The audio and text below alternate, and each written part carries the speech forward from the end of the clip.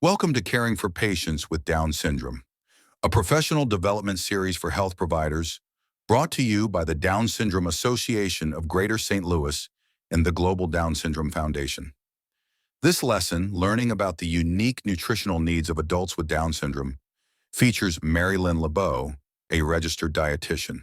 Hello, my name is Mary Lynn LeBeau, and I'm a registered dietitian. In addition to diet instruction at St. Luke's Hospital Outpatient Wellness Center, I also lead nutrition education classes at the Albert Pujols Center for Adults with Down Syndrome. Thank you for taking the time to learn more about the unique nutritional needs of adults with Down syndrome. As medical professionals, you play a crucial role in supporting their overall health and well-being, and nutrition is a cornerstone of that support. In this brief 15-minute presentation, we'll highlight key considerations to help you provide informed and effective dietary guidance to your Down syndrome clients.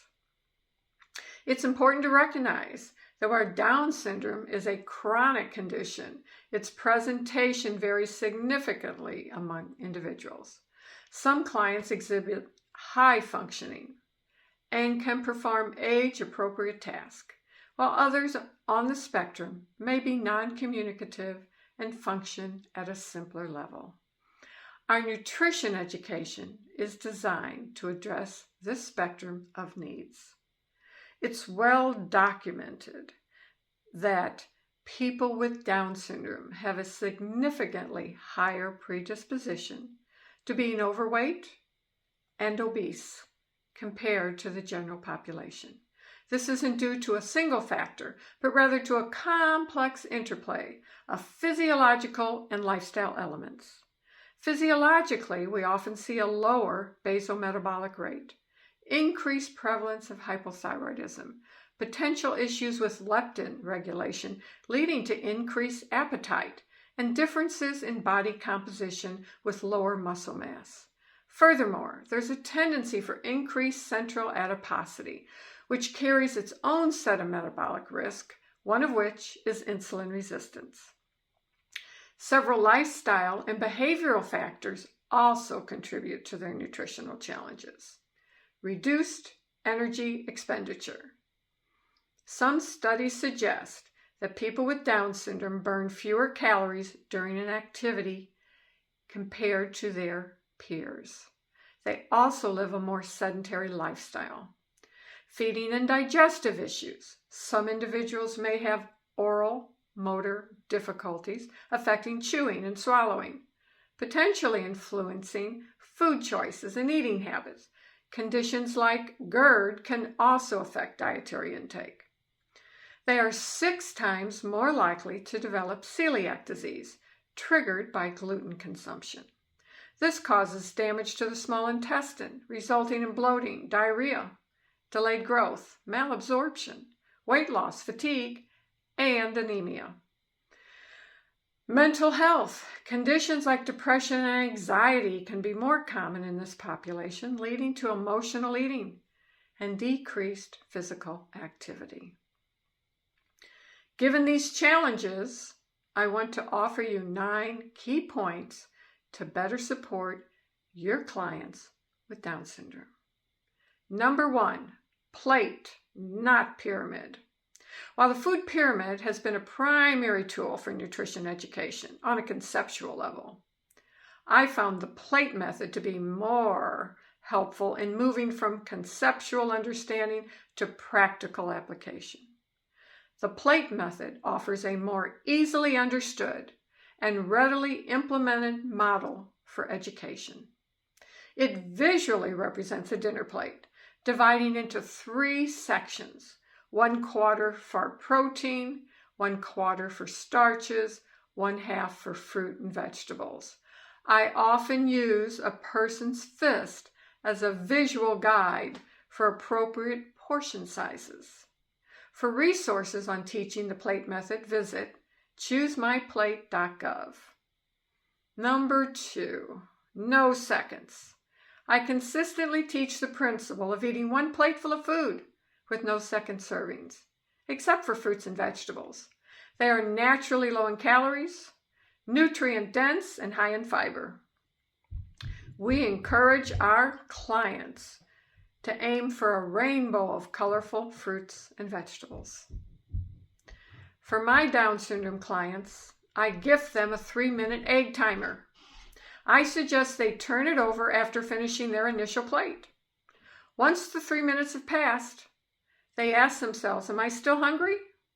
It's remarkable how much less food we tend to consume when we pause and consider our satiety. Number 3, mindful eating. Mindful eating offers benefits for everyone and is so helpful for our clients. As an alternative to fast and furious eating, it encourages us to dine and savor. It's common to push back from the dining table feeling overly full, wishing we hadn't eaten those extra servings. It takes approximately 20 minutes for the stomach to signal fullness to your brain. Eating too quickly often results in exceeding comfortable fullness before this signal is received. Mindful eating is a critical strategy for all of us and this population. Portions, not pots. Number 4. Pots and bowls of food on the dining table can lead to overeating. We often sit down to eat when we are hungry, and in that state of mind, our eyes are bigger than our stomachs. Servings can easily become supersized. I teach families to avoid placing pots or bowls of food directly on the table. We are often tempted to become human garbage disposals, feeling obligated to eat whatever is available in a shared dish, or to avoid perceived waste. The solution is simple. Serve individual portions. Avoid the temptation of unlimited access. Leave the pots on the stove and the bowls on the counter. Portion the food onto plates. You would be surprised about the result of putting 75% of your normal portions on your plate. Practice eating slower. Relax. Taste the food. Wait a few minutes. Then ask, am I still hungry or am I eating just because it tastes good? Number 5, don't drink your calories. Don't drink your calories because you're going to eat them. I teach my clients to rethink their drink by guessing how many teaspoons of sugar are in a beverage like a 12-ounce soda. To their surprise, there are 10 teaspoons of sugar in that can. Even more surprising is the 7 teaspoons of sugars in a 20-ounce restaurant glass. Even a 12-ounce orange juice has 13 teaspoons of sugar. A Red Bull energy drink loads us with 10 teaspoons of sugar. Sweetened beverages deliver a double-barreled blast of heightened blood sugars and weight gain. So steer clear of regular soda, Kool-Aid, lemonade, sweet tea, juices. These are essentially the equivalent of drinking sugar water. Opt for diet drinks, coffee, unsweet tea, or plain water. Number 6, sneaky snacks. Fat, sugar, and salts, the 3 seductive ingredients in snack foods. Salt makes us crave sugar, and sugar makes us crave salt. Our taste buds go crazy for these, and we want to keep chowing them down. For people like our clients who have weight problems, these high-calorie munchies are a problem. But problems have solutions. I teach a snack attack strategy to help with portion control. We encourage our clients to avoid eating directly from bags or boxes. In what seems like a blink, one can easily consume half a bag of chips.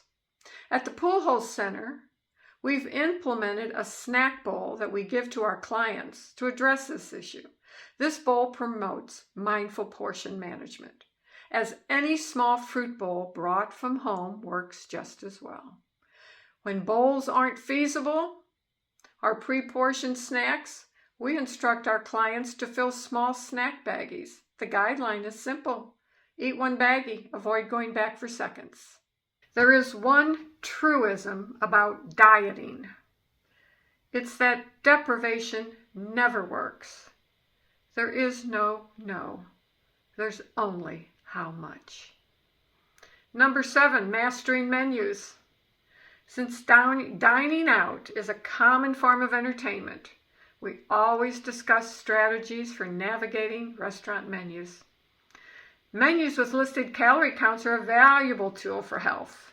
On average, a diner consumes 2 or 4 times more calories at a restaurant compared to eating at home. Restaurant portions are often excessively large. A practical tip is to cut your meal in half before even starting to eat and take the other half home.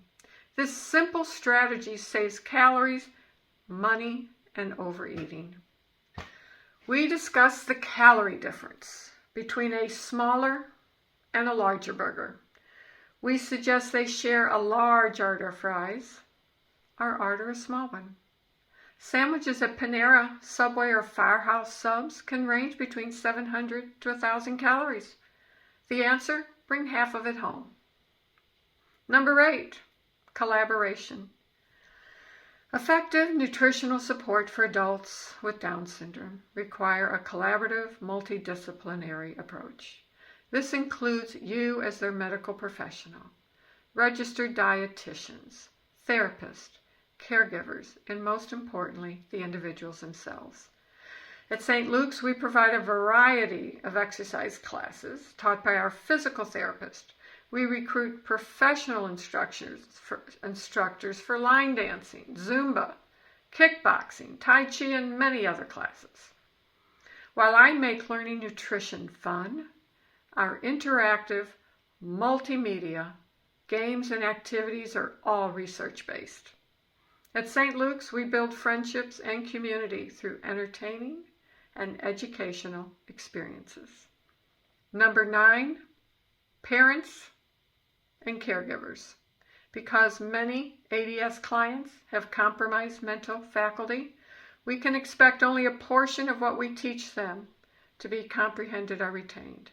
For this reason, and for the reason that they do not do the grocery shopping or the food preparing, we need for their parents and caregivers to be brought into this conversation. The issue of being overweight is a precursor to many ailments, such as diabetes or high blood pressure. Left unchecked, these resulting ailments compromise the health of the ADS individual and increase the burden on their parents and caregivers. It is essential to plan to engage them in the conversation, or as we do at the Pujols Center, prepare handouts to convey this important information. So in conclusion, while adults with Down syndrome face unique nutritional challenges, with a proactive and informed approach, we can significantly impact their health, their quality of life, and mitigate the demands on parent and caregivers. By understanding the physiological and lifestyle factors at play, implementing practical dietary and activity strategies, and collaborating effectively, we can achieve and empower these clients to have optimal nutritional well-being. Thank you for your commitment to providing excellent care. Please feel free to reach out if you have any questions or would like further resources. I'm Mary Lynn LeBeau at St. Luke's Hospital.